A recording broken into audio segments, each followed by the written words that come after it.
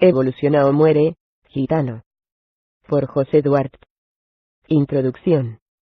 Primera parte. Los orígenes y el término de un viaje. 1. Los movimientos de los gitanos en Europa.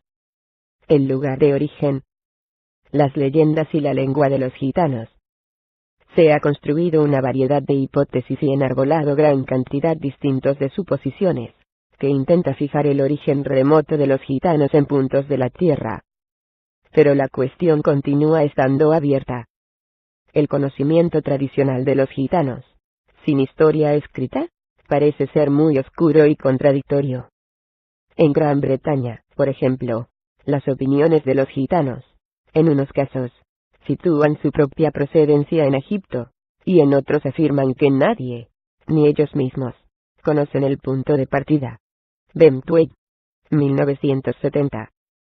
Se puede encontrar ideas similares en España. Algunos gitanos se dicen hijos de la gigantona de Egipto.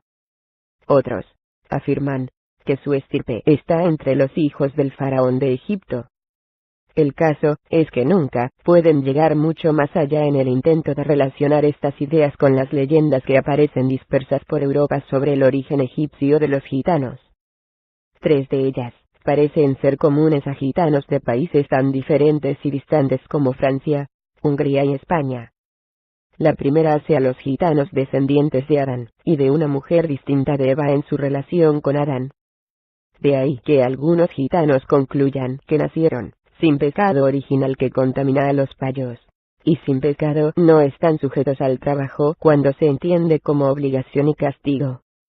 Las otras leyendas hace referencia a una maldición que Dios hizo recaer sobre el pueblo gitano. En ambas, es Egipto el lugar de origen. Según una, los gitanos son descendientes de aquellos egipcios que negaron su ayuda a la Virgen María, San José y el niño, cuando huían de la persecución de Herodes. La otra describe la crucifixión de Cristo. Los soldados romanos buscaban clavos para sujetar su cuerpo a la cruz, pero ni encontraban clavos ni herrero que quisiera hacerlo. Un hombre egipcio accedió a ello, y por maldición de Dios, tanto él como toda su familia vagarían por el mundo durante toda la vida suya y de sus descendientes. El hecho es que no todos los gitanos conocen estas leyendas, y que muchos, al menos en este país, carecen de una tradición sólidamente arraigada sobre su origen. Ante tales preguntas, las respuestas suelen apuntar a Egipto, la India, e incluso Hungría. Lo que sí tiene en común es que cada uno da por válida su versión para la totalidad de los gitanos del mundo. Veremos más tarde en este mismo capítulo que la procedencia egipcia de los gitanos se ha aceptado durante mucho tiempo en la literatura, especialmente la que corresponde de los siglos XV al XVIII. Existe hoy cierto acuerdo entre personas conocedoras del tema en señalar la India como punto de partida de este pueblo. Lingüistas historiadores han llegado a esta conclusión sobre una base casi exclusivamente lingüística. La lengua gitana es el romaní o romano, que se habla en varios dialectos en distintos puntos de Europa. Ya veremos hasta qué punto diferentes grupos de gitanos pueden de hecho comunicarse a través de estos dialectos. Los lingüistas han clasificado el romaní como lengua neo-aria del tipo que se encuentra en el noroeste de la India. Fue Christopher Rudiger, 1782, quien en la segunda mitad del siglo XVIII encontró una correlación entre la lengua romaní y la hablada en el noroeste de la India. Y durante el mismo periodo, un lingüista alemán, Gregmann, 1782, identificó el romaní como la lengua que se hablaba en la margen derecha del río Sind, que actualmente tiene a Karachi por capital. Una considerable cantidad de literatura ha versado sobre la conexión hipotética de Sind con el nombre dado a los gitanos en diferentes partes del mundo, tales como Sindhi, Sincalo, Singaro y Sigaro. Barnslowey, en un libro dedicado a todos los gitanos del mundo, 1970, discute el trabajo de Sir Ralph Turner, August Podimiclosic. Sir Ralph Turner, especialista inglés en sánscrito, al analizar los dialectos del romaní, 1926, coloca a los antepasados de los gitanos en la India central, moviéndose en dirección noroeste, hacia los años 300 a.C. Más tarde, en el siglo XIX, August Potit, 1844, y Xavier von Miklósik, 1872, coincidían en fijar el tiempo en el cual los gitanos habían abandonado el noroeste de la India en dirección a Europa. Escribían que los dialectos arios de la India estaban, en cambio, sobre el año 1000 después de Cristo, transformándose en las formas lingüísticas que actualmente se hablan en el área. Pero los dialectos del romaní, aunque incluían algunos de aquellos cambios, no incluían todos ellos. Sobre esta base exclusivamente, concluían que el éxodo de los gitanos habría comenzado probablemente sobre el año 1100 después de Cristo. Partiendo de estas investigaciones y de los datos que constan en los primeros documentos relacionados con la aparición de los gitanos en Europa, muchos autores han especulado sobre la posibilidad de que fuera la gran invasión turca la razón fundamental para la dispersión de los gitanos por Europa. Fue a comienzos de los años 20 de este siglo, cuando el Dr. Sampson, 1926, propuso una hipótesis importante sobre el éxodo de los gitanos. Los gitanos, compartida hoy por la mayoría de los autores preocupados por el tema. A través del análisis de los dialectos del romaní, especialmente los hablados por los gitanos galeses, reconstruyó la ruta que los gitanos habían seguido en su movimiento hasta el extremo occidental de Europa. A partir de Indostán, habrían pasado a Afganistán, y de aquí al Irán. En Irán, según afirma, tomaron dos caminos diferentes. Algunos llegaron a Bizancio a través de Armenia, y otros pasaron al norte de África habiendo cruzado Siria. Esto explicaría por qué se encuentran palabras greco-bizantinas solamente en algunos grupos gitanos y palabras árabes solamente en otros. Los orígenes de los gitanos y su historia remota se han analizado casi exclusivamente sobre una base lingüística.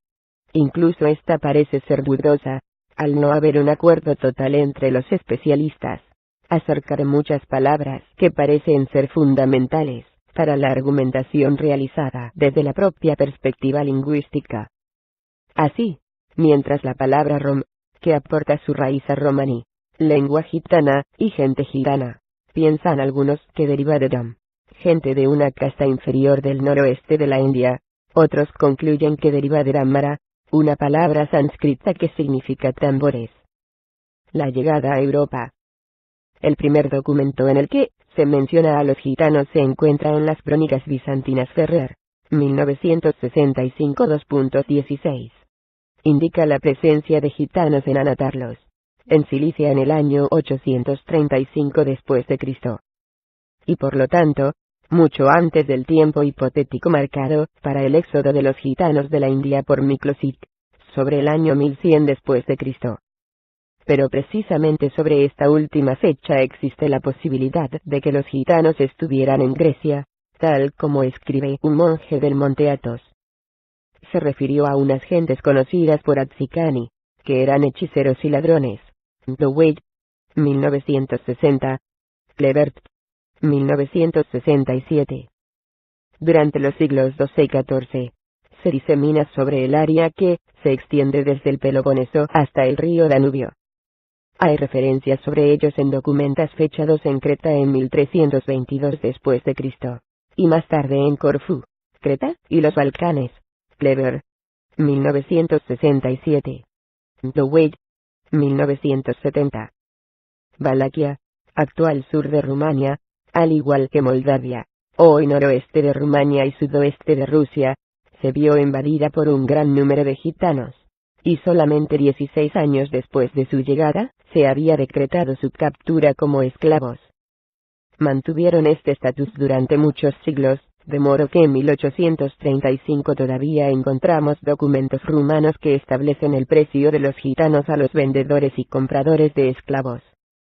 Por tanto, parece que fue ya muy entrada la segunda mitad del siglo XIV cuando los gitanos comenzaron a diseminarse sobre la Europa occidental, escapando muchos de la esclavitud de Valaquia y tomando dos rutas diferentes, una a través de la costa mediterránea, y la otra sobre la Europa central. Poissonier, 1853. Ferrer, 1965.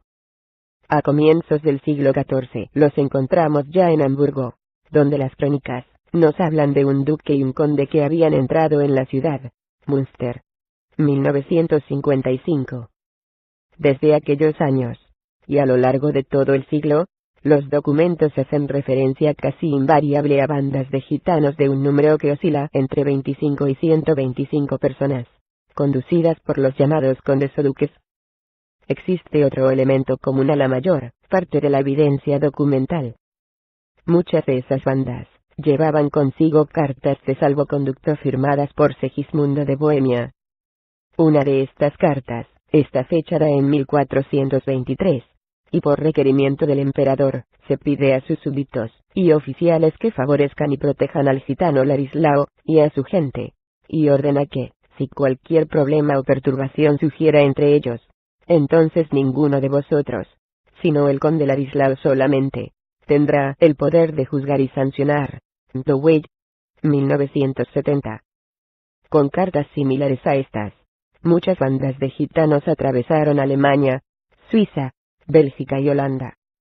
Aquí aún en el primer cuarto del siglo XIV, un documento encontrado en Deventer nos indica que un duque Andrés de Egipto Menor había entrado en la ciudad acompañado de una centena de seguidores.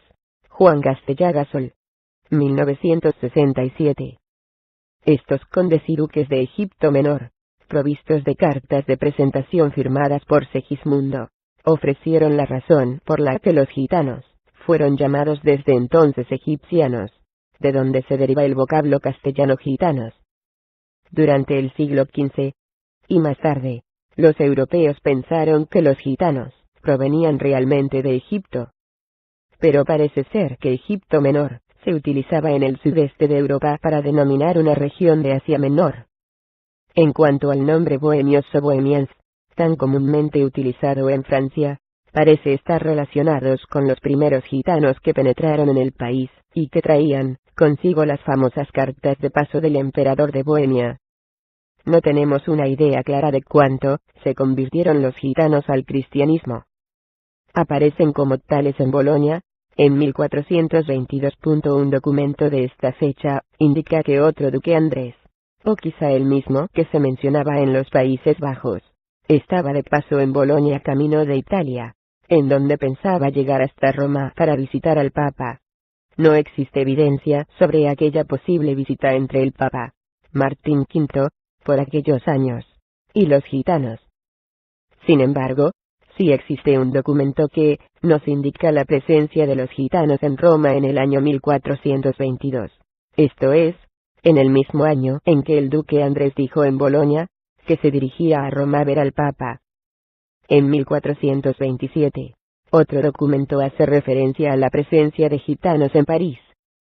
En él se indica que ellos afirmaban ser cristianos en su tierra de origen, pero que habiendo sido conquistados por gente musulmana, tuvieron que renunciar a su fe. Por esta razón, habían ido a Roma para solicitar el perdón del Papa y su nueva entrada en el seno de la cristiandad. Obtuvieron el perdón, pero en penitencia, se veían obligados a vagar errantes durante 7 años, de los cuales habían pasado ya 5 cuando entraron en París en el año 1427. Sin duda alguna, el siglo XV fue para los gitanos su mejor momento en Europa, excepto para aquellos que se encontraban en Valaquia y Moldavia. Muchas veces serán recibidos como condes y duques, y en todas las circunstancias como hombres libres. En muchos casos, les fue concedido el privilegio de administrar por sí mismos su propia justicia entre su gente.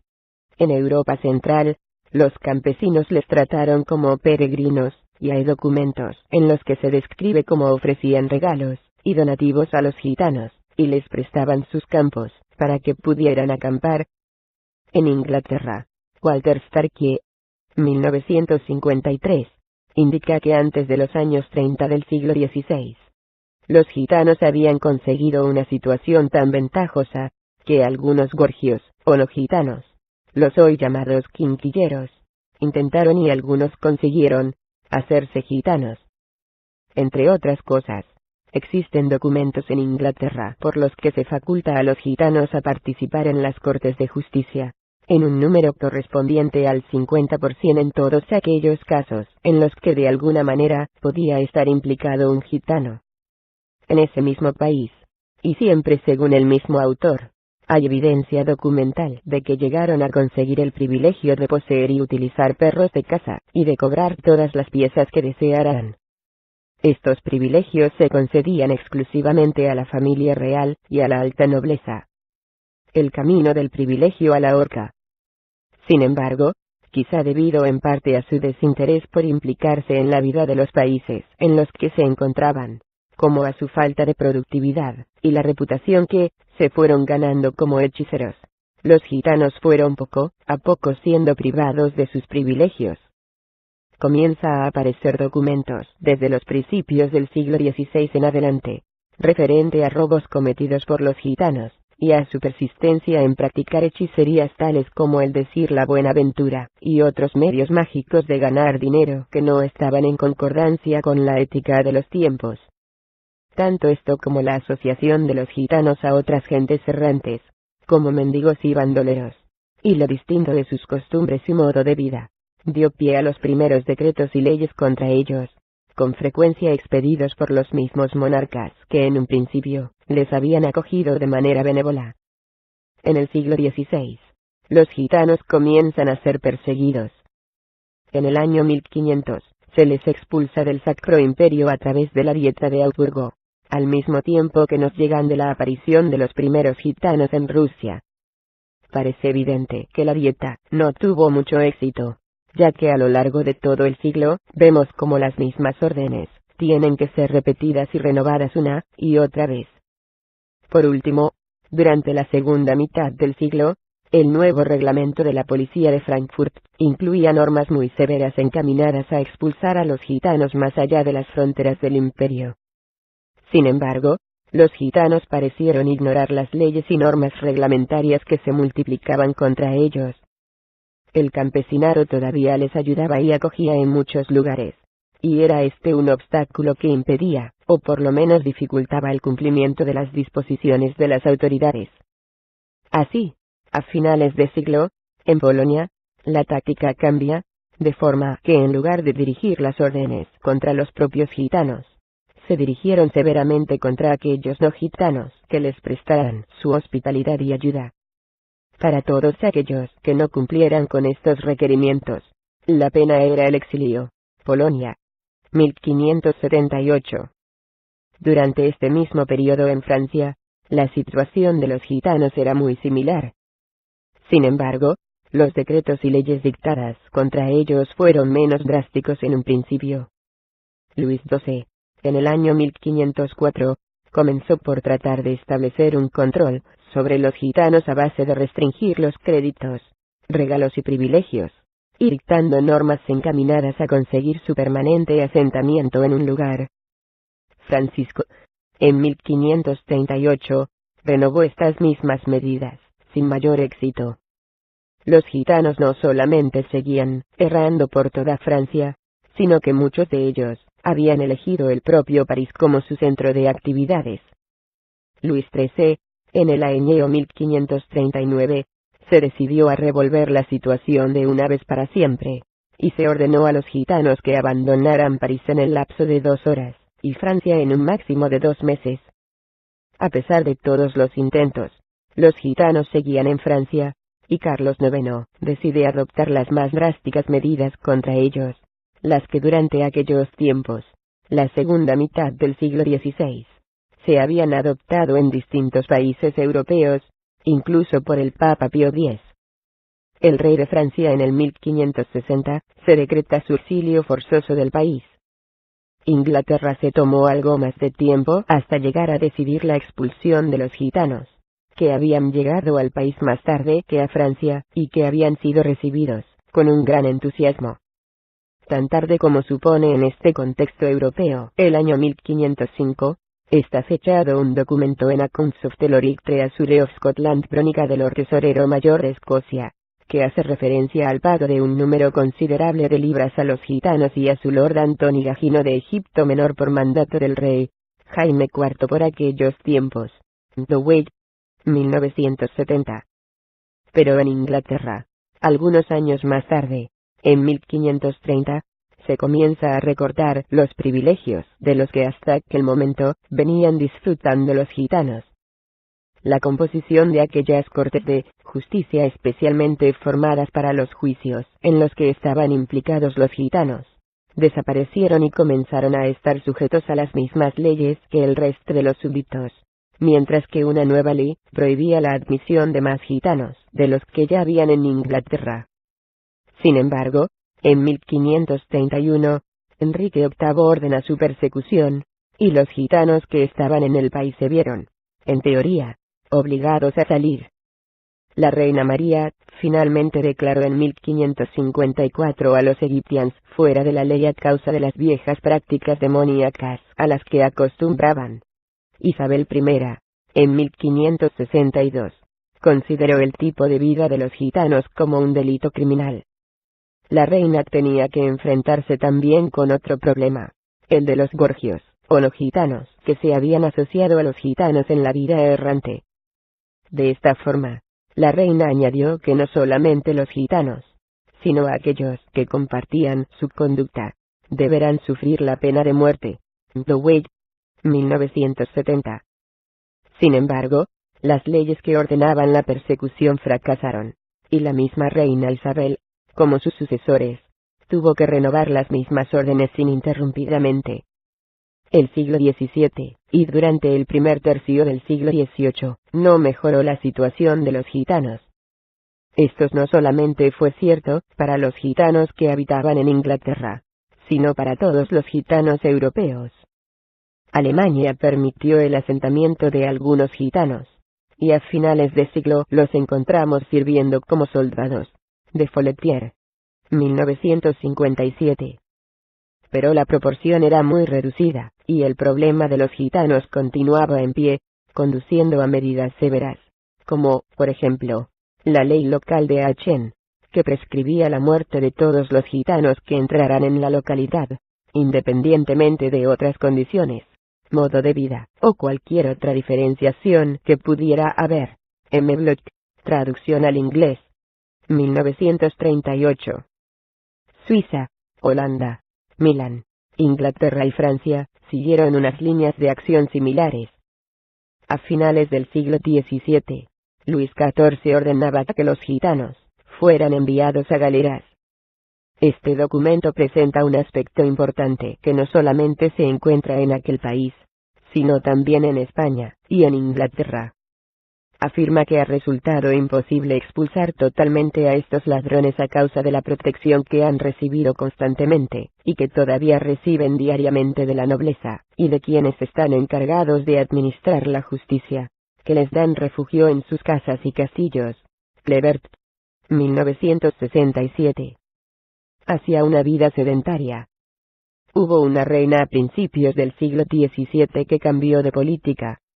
Fue María Teresa de Hungría la primera en tomar una nueva iniciativa, aunque de hecho, su línea política para con los gitanos no se siguió en otros países hasta el siglo XVIII. En 1619, derogó las medidas tomadas por sus antecesores contra los gitanos, y dictó órdenes encaminadas a que fueran tratados de la misma manera que cualquier otra persona del país. Pero los gitanos, por su parte, tendrían que asentarse de una vez, ayudados por todo tipo de facilidades que les permitiera convertirse en agricultores y cultivar su propia tierra. Las órdenes de María Teresa tuvieron influjo sobre medidas similares adoptadas durante el siglo XVIII en España y Francia. Starkie, 1953. Pero de hecho, los historiadores insisten en que su buena voluntad en relación a los gitanos no tuvo como fruto, ni mucho menos, el que ella esperaba. Muy pocos gitanos se asentaron a raíz de aquellas medidas y su tipo de vida errante, vestimenta peculiar, lengua y costumbres propias, todavía se mantuvieron durante muchos años. Aún más, reafirmados y tranquilizados por las nuevas medidas más humanitarias, se produjo una revitalización de la vida errante en los países del este europeo. Durante la primera parte del siglo 199, The Wade, 1970. En Hungría, los gitanos no iniciaron su asentamiento masivo hasta comienzos de la Segunda Guerra Mundial, habiéndoles dejado el gobierno elegir entre abandonar el país o vivir asentados permanentemente. The Wade, 1970. Después de la liberación de los esclavos en Rumania a mediados del siglo XIX, los gitanos se asentaron en su mayoría, viviendo junto en aldeas casi exclusivamente habitadas por ellos. Pero algunos otros prefirieron continuar su modo de vida tradicional. El gobierno rumano no lo prohíbe, pero toma ciertas medidas encaminadas a inducir a los gitanos a la adopción de una forma de vida sedentaria, tales como la prohibición del chalaneo y la obligación de enviar a sus hijos a la escuela. Entre otros países del este de Europa, la situación aparece similar. En Yugoslavia ha habido un asentamiento masivo de gitanos, hasta el punto de haber tenido que construir una ciudad entera para albergar a la población gitana, aunque algunos no gitanos viven también allí en minoría. La población total es de 23.000 habitantes. Muchos gitanos se han adaptado íntegramente al sistema yugoslavo, e incluso podemos encontrar diputados gitanos en el Parlamento de Macedonia. Bulgaria, a diferencia de Rumania, además de obligar a los niños gitanos a permanecer en las escuelas hasta los 15 años, obligan también a los gitanos en general a tener un trabajo regular. The Wade, 1970. Alemania, Austria, Holanda y Bélgica se dice que solo tiene en la actualidad una décima parte de la población gitana estimada antes de la Segunda Guerra Mundial. Las últimas persecuciones legisladas sufridas por los gitanos fueron las que llevaron a cabo los nazis. Ferrer, 1965. Se ha exagerado mucho las cifras dadas por diferentes autores sobre el número de gitanos exterminados en sus campos de concentración. Pero sí es cierto que aproximadamente 250.000 gitanos, o bien fueron conducidos a las cámaras de gas o murieron mientras permanecían en los campos de concentración. Rudolfo, en Commandant in Auschwitz, 1958, declara que 16.000 gitanos en total murieron solamente en el campo de concentración de Auschwitz. Y otros 11 campos de concentración fueron construidos exclusivamente para albergar a gitanos durante el periodo nazi. Deckenrick y Heptuxon dice que perecieron 250.000 de gitanos. 1970. En Francia, los gitanos comenzaron a sentarse a finales del siglo XVIII. Luis XV abrió un nuevo camino en la historia de los gitanos franceses en 1740, al permitirles no solamente permanecer dentro de los dominios del reino, sino también enrolarse en cualquier tipo de trabajo, tanto en el trabajo agrícola como en aquellos oficios de los que sean capaces. Lebert, 1967. Sin embargo, hasta comienzos de este siglo, no se produjo la sedentarización de grandes números de gitanos en Francia. Hay todavía muchos gitanos franceses que se mueven de un lado a otro del país en furgonetas o caravanas de motor. Estaban obligados a llevar consigo, para presentarlo a requerimiento de cualquier autoridad, un carnet de identidad especial desde que cumplían los 13 años de edad. Este carnet fue abolido el 1 de enero de 1971, después de una fuerte labor propagandística que acusaba al gobierno francés de prácticas de discriminación racial. De hecho, los datos personales que tenían que detallarse en el carnet incluían incluso medidas de contorno torácico y de la longitud de 2 de los dedos de la mano. Debería ser presentado a la policía o al alcalde de cualquier población francesa a su llegada, y cuando la abandonaran, no pudiendo permanecer en ninguna de ellas por más de 2 días. Collinon, 1961. Mientras no se lleve a cabo un estudio adecuado, es difícil poder establecer las causas que llevaron a los gitanos a los asentamientos masivos desde principio de siglo. Pero en cualquier caso pienso que, contra lo que por general encontramos en la bibliografía sobre el tema, el análisis tendría que realizarse a la luz del desarrollo histórico y del contexto específico de los propios países de asentamiento. Con frecuencia se ha atribuido el fenómeno de abandono del nomadismo a las nuevas facilidades que los distintos gobiernos han ofrecido a los gitanos para su sedentarización desde mediados del siglo pasado. Pueden existir otros factores, como el Estado moderno mejor organizado para llevar a cabo sus decisiones con mayor eficacia, los factores económicos que han ido imposibilitando a los gitanos poco a poco la dedicación a sus ocupaciones y habilidades tradicionales como el chalanio, la cestería o la venta ambulante, y también la necesidad de una vida sedentaria en comunidad como medio para adquirir derechos legales y beneficios sociales, entre tantos otros factores que sin duda puede haber. Pero en cualquier caso, sería importante rechazar una idea común en la literatura que encontramos sobre los gitanos. El verles como un solo grupo, como una unidad cultural homogénea en la que la parte explica el todo. Creo que sería esencial el estudiar situaciones específicas de grupos gitanos concretos en el contexto histórico y social correspondiente,